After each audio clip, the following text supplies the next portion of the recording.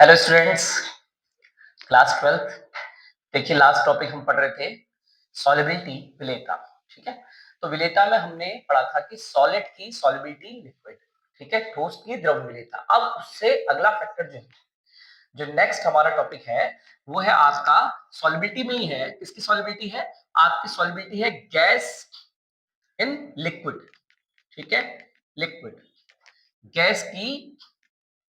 Gas की द्रव में विलेयता।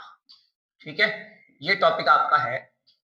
इसके अंदर हम बहुत कुछ पढ़ने वाले हैं। ठीक है, ये बहुत इंपॉर्टेंट टॉपिक है, गैस की सॉल्युबिलिटी इन लिक्विड। इसके अंदर हमारे बहुत सारे टॉपिक और इतने इंपॉर्टेंट टॉपिक आने वाले हैं।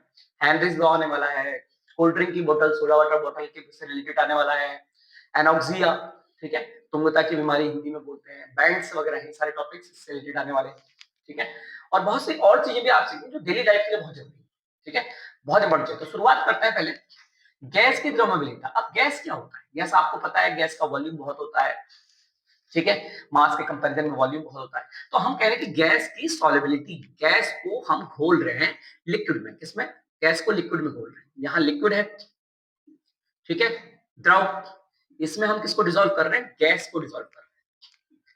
ये गैस है, तो गैस की द्रव में विलेयता, ठीक है, गैस की द्रव में विलेयता, गैस की सॉल्युबिलिटी इन लिक्विड, इसको हम स्टडी कर रहे हैं। तो यहां पर सबसे पहली चीज जो आती है, गैस की लिक्विड में सॉल्युबिलिटी, गैस की द्रव में विलेयता में सबसे ज्यादा जो प्रभावित करता है, पहला कारक फैक्टर जो है वो है कंप्रेसिबिलिटी फैक्टर।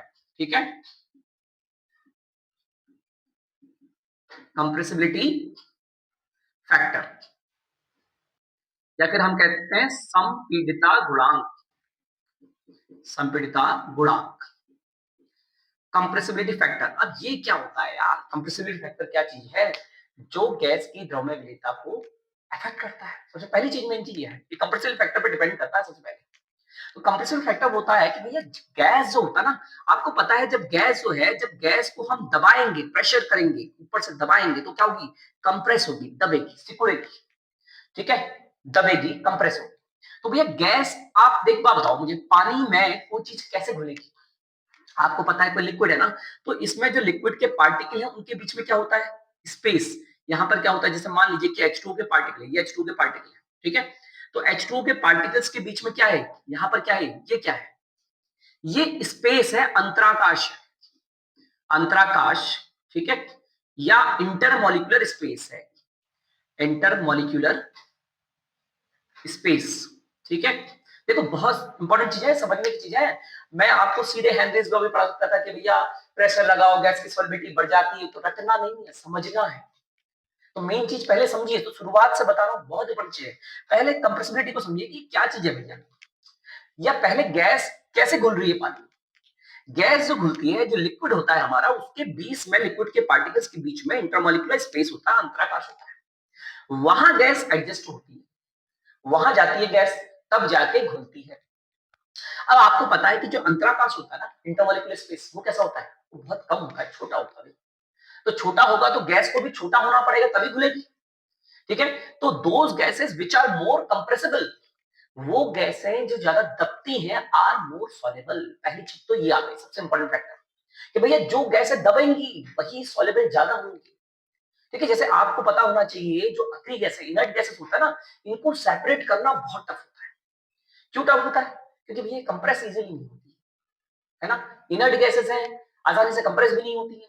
तो इसलिए क्या होता है? क्योंकि इंटरमोलिकुलर फोर्सेस नहीं है, उसके बीच में कोई अट्रैक्शन नहीं है जिसकी वजह से कंप्रेस हो। ठीक है, तो इनको कंप्रेस करना टफ है, तो इसलिए इनकी सॉल्युबिलिटी वगैरह वगैरह सब चीजें क्या है?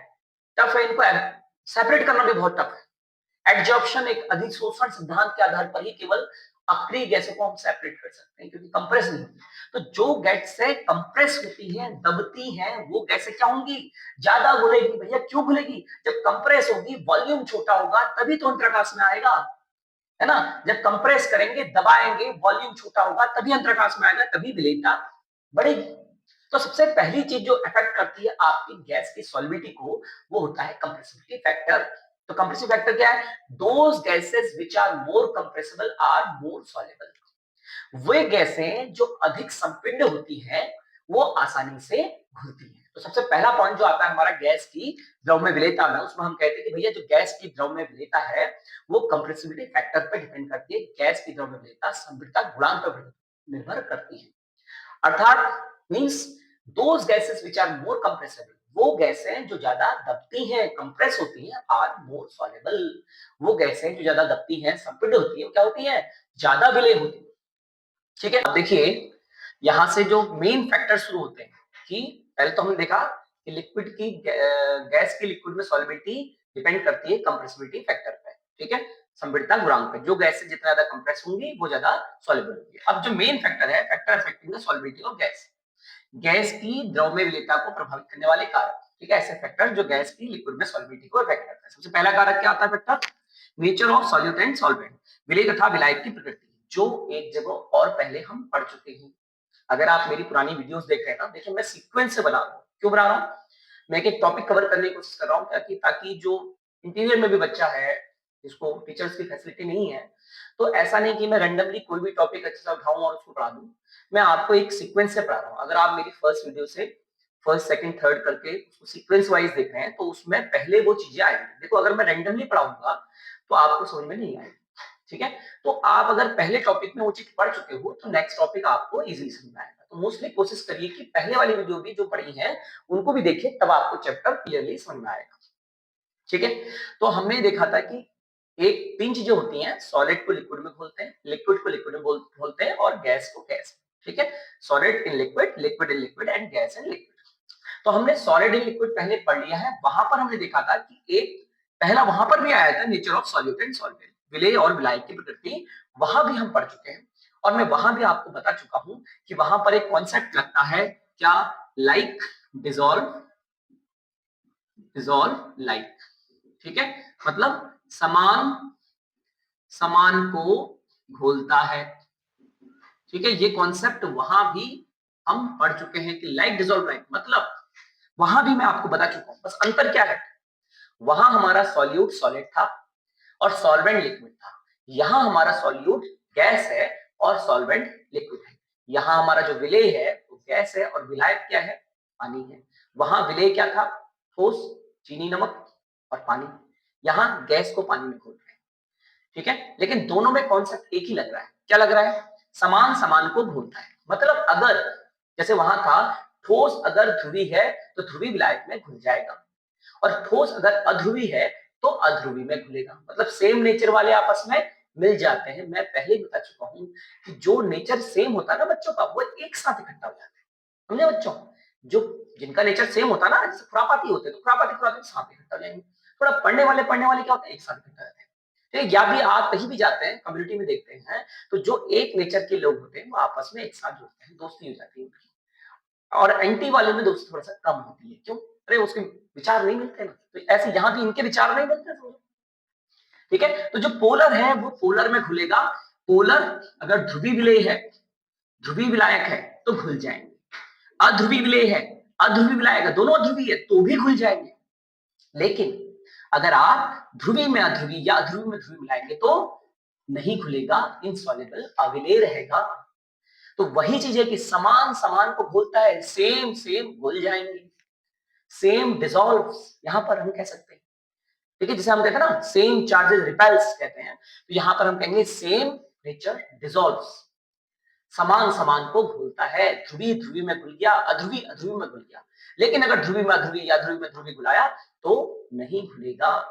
ठीक है, तो उसको बोलते हैं लाइक डिसॉल्व लाइक, लेता सिद्धांत।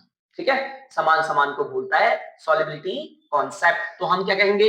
यहां पर हम कहेंगे गैस की लिक्विड में सॉल्युबिलिटी, सॉल्युबिलिटी कॉन्सेप्ट विलेयता गुणांक पर निर्भर करती है। आप नोट्स बनाते रहिएगा, मैं बताते जा रहा हूँ। विलेयता गुणांक पर निर्भर करते हैं, क्योंकि मैं लिखूंगा तो बहुत टाइम वेस्टेज होगा, इसलिए आप उस वीडियो को सुनिए और उसमें मैं डेफिनेशन वगैरह बोलते भी रहूंगा, उनको आप लिखते भी रहिएगा। ठीक है, तो यहाँ पर जो विलेय तथा विलाय की प्रकृति है, तो हम कहते हैं विलेय तथा विलाय की प्रकृति आपका विलेयता सिद्धांत पर निर्भर करती है, सॉल्युबिलिटी कॉन्सेप्ट पर निर्भर करती है। क्या? कि समान समान को घोलता है। अर्थात जो अगर पोलर, इट मींस अगर पोलर गैसेस हैं तो पोलर सॉल्वेंट में डिसॉल्व हो जाएंगी, नॉन पोलर गैसेस हैं तो नॉन पोलर सॉल्वेंट में डिसॉल्व हो जाएंगे। लेकिन अगर पोलर को नॉन पोलर में, नॉन पोलर को पोलर में घुलने की कोशिश करेंगे तो वो आपस में डिसॉल्व नहीं होगा। ठीक है, अब उसी में हम कह सकते हैं, अगर हम इसके एग्जांपल की बात करें तो अगर मैं कहूं कि HCl, ठीक है, और NH3 अमोनिया और SO2 अगर मैं कहूं तो ये गैसें पानी में, पानी कैसा है, पोलर है, ये पोलर है, ध्रुवी।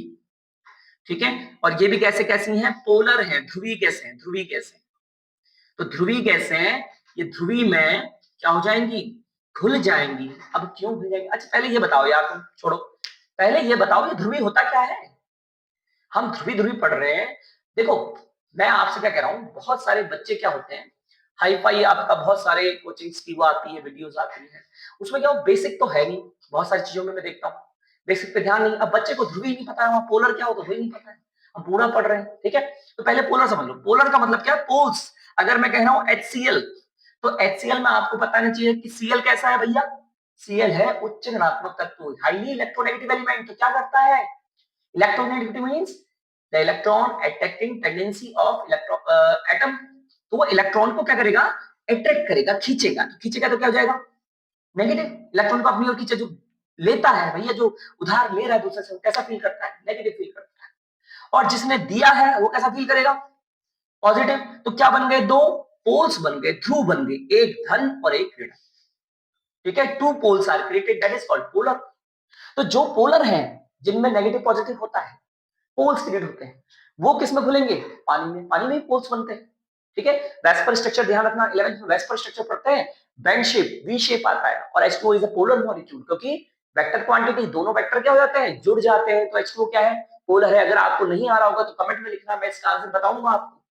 जो टॉपिक्स आपको नहीं समझ में आते हैं आप कमेंट में लिखिए, मैं उसको बताऊंगा कि ये टॉपिक कैसे क्लियर बताना है, H2O पोलर कैसे। 11th में वेस्पर स्ट्रक्चर है, वहां से आपको मिलेगा। Bend shape, V shape, vector quantity add हो जाएगा, दैट इज पोलर। तो ये पोलर जो गैसेस हैं वो पोलर सॉल्वेंट पानी में घुल जाएंगी। जबकि अगर मैं कहूं N2 H2, ठीक है, ये कैसे नॉन पोलर गैस है, N2 H2 और इस तरह की गैसेस हैं आपका, जैसे CH4 मीथेन हो गया। तो ये कैसी गैसें हैं, ये अध्रुवी, नॉन पोलर, अध्रुवी हैं ये। ठीक है, अध्रुवी, अध्रुवी, ठीक है, अध्रुवी नॉन पोलर, अध्रुवी, ठीक है, अध्रुवी नॉन पोलर है, नॉन पोलर। तो भैया किस में घुलेंगी ये अध्रुवी गैसें, ये नॉन पोलर में ही घुलेंगी। ये किसमें डिसॉल्व होंगी, नॉन पोलर में, अध्रुवी में। अध्रुवी किसमें घुलता है, अध्रुवी में। तो जो आपके HCl, क्वेश्चन क्या आएगा, HCl NH3 SO2 पानी में घुल जाती हैं, जबकि बेंजीन, ईथर, क्लोरोफॉर्म कार्बनिक विलायकों में या अध्रुवी विलायकों में नहीं घुलती, क्यों। तो आप वही रीजन देंगे कि भैया समान समान को घुलता है, like dissolve like, polar dissolve in polar solvent. जो आपका पोलर है वो पोलर में ही घुलेगा, नॉन पोलर में नहीं घुलेगा। इसीलिए जो अमोनिया है, HCl है, SO2 है, वो पोलर सॉल्वेंट पानी में घुल जाती हैं। जबकि जो आपकी नाइट्रोजन है, हाइड्रोजन है, मीथेन है, ये नॉन पोलर है, अध्रुवीय, इसमें कोई ध्रुव नहीं बन रहे। क्यों नहीं बन रहे ध्रुव, अरे दोनों नाइट्रोजन है, दोनों की इलेक्ट्रोनेगेटिव बराबर है, तो कहां से खींचेगा, दोनों हाइड्रोजन, CH4 मीथेन, कोई ऐसा इलेक्ट्रोनेगेटिव एलिमेंट नहीं है इसमें, तो क्या होगा, नॉन पोलर। तो नॉन पोलर किस में घुलेंगे, नॉन पोलर में, बेंजीन, पेट्रोल, ईथर, इस तरह के सॉल्वेंट है उनमें घुलेंगे, पानी में नहीं घुलेंगे ये सब चीज। ये गैसें पानी में नहीं घुलेंगी। तो जो पोलर गैसें हैं पोलर में घुलती हैं, नॉन पोलर गैसें नॉन पोलर में घुलती है। तो पहला फैक्टर है प्रभावित करने वाले कारक में सॉल्बिलिटी ऑफ, ठीक है, गैस एंड लिक्विड में, कि भैया पहले nature of solute and solvent, जो गैस है नेचर, सॉल्यूट और सॉल्वेंट, उसका नेचर कैसा होना चाहिए। ठीक है, तो पहला फैक्टर ये है आपका। फिर सेकंड फैक्टर आएगा। ठीक है बेटा, अब आपको अगर ये पसंद आ रहा है या कोई चीज नहीं आ रही है तो आप कमेंट्स में लिखिए। ठीक है, पसंद आ रहा है तो प्लीज अपने दोस्तों को शेयर करिए, ताकि ज्यादा वीडियो जाए तो मेरे को भी थोड़ा पढ़ाने में मजा आएगा, है ना, थोड़ा सा और इंटरेस्टिंग वे में पढ़ेंगे हम। ठीक है, ओके, थैंक यू।